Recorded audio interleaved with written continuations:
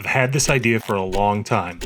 What if I could create a 1990s inspired trading card series with my drawing? And in the next 7 minutes, I'm going to show you how I draw these characters on the iPad in Procreate and to set up the cards to create mega rare Beastly Ballers retros. I'd create Beastly Ballers basketball players, and I'd release them in different series. I released an original series, a Sewer Slam series, and now these are the retros. And this time, I'm actually going to get the cards printed. First, let's start with the idea. I've always wanted to create a trading card series using my strange drawings. Growing up, I was obsessed with sports cards and trading cards like Garbage Pail Kids, Pinnacle, and Upper Deck, with their disgustingly detailed characters. The weird artwork of the early 1990s and the explosion of the video games like NBA Jam gave me the crazy idea that maybe someday I could grow up to create my own card series. But this idea always seemed like it was too big to create, so I put it aside for decades. But slowly, the characters came to me, and they wouldn't leave me alone. So I decided I'm going to push Beastly Ballers forward. Beastly Ballers was an experimental project I created a few years ago. Like so many projects I've sent off to the project graveyard, I let Beastly Ballers fade off and die. But then NFTs got popular, and I thought, why not just post them? And I was blown away when they sold. Now before you get all, another NFT video on me, I look at cards and NFTs the same way I look at videos, plastic, or paper. They're distribution methods. And if you want to build your social perception around liking or not liking a medium or distribution method, go for it. Today we're focusing on turning this character into a physical card you can trade. I think with any project you start, you need to get really clear on your vision. And sometimes it's easy, but sometimes it's the hardest thing you can ever do. Beastly Ballers just came to me in small pieces, so I could never really fully get the vision. But now, I'm starting to envision Beastly Ballers ultimately as an endless multiplayer PlayStation sports combat game. Since I can't even code a line of action script in Flash, I'll stick with what I do best, and that's drawing and creating the characters. When I draw, I follow a 7-step process. Step 1, research and inspiration. Research shouldn't be boring. Find things that excite you and put them in a folder. I'm looking at basketball photos, basketball art photos, and old Nintendo and video games. Fill up on ideas and inspiration until you're too excited to research anymore and you need to draw.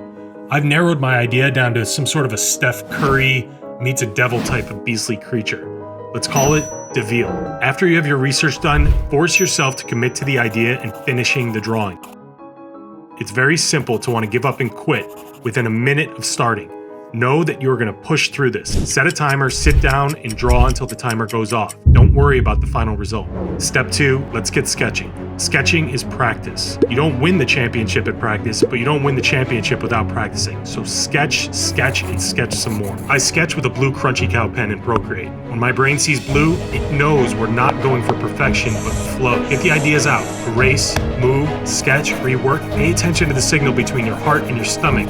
When you feel a twinge of excitement, that's a sign it's time to move on to the inking. Inking is fun and frustrating. If you want to draw smooth lines, figure out if you like to push your lines or pull your lines. Spin the Procreate canvas around so you can get the right angle. The undo button is your best friend. Here's another tip to draw smooth lines. Draw through your lines, then erase.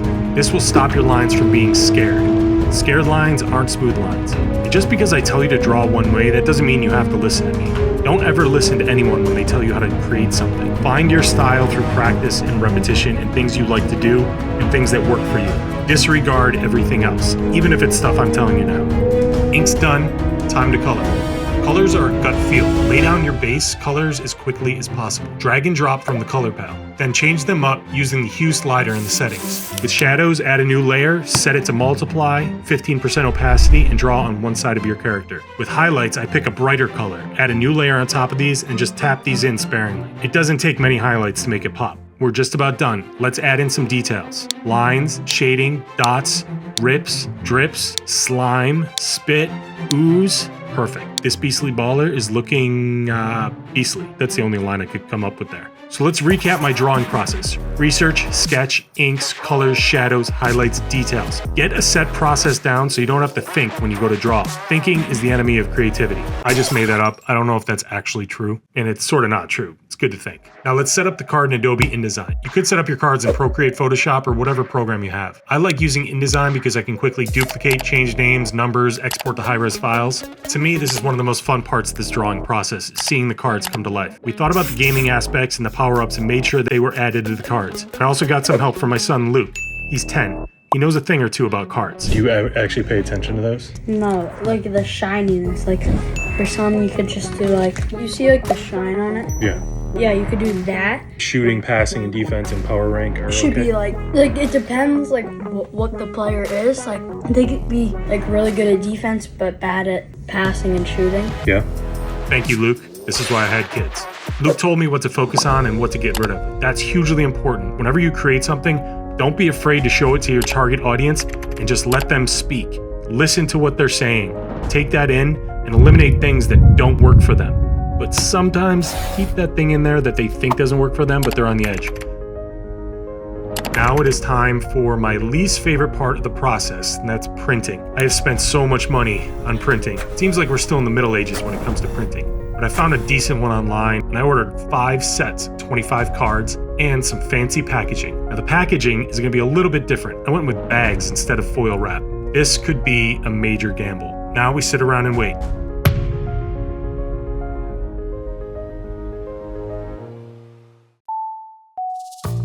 They're here.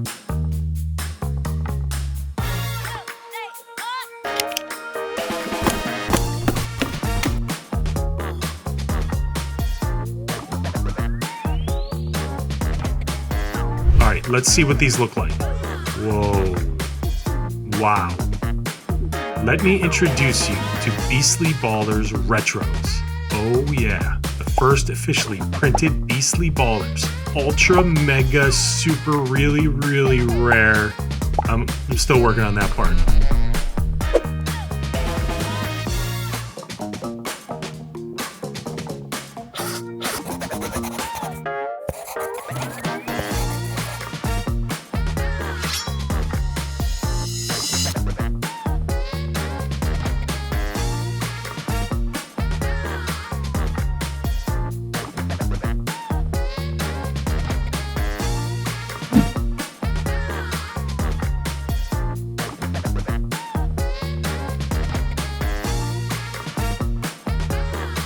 Let me know what you think of these, and maybe I'll send you a bag.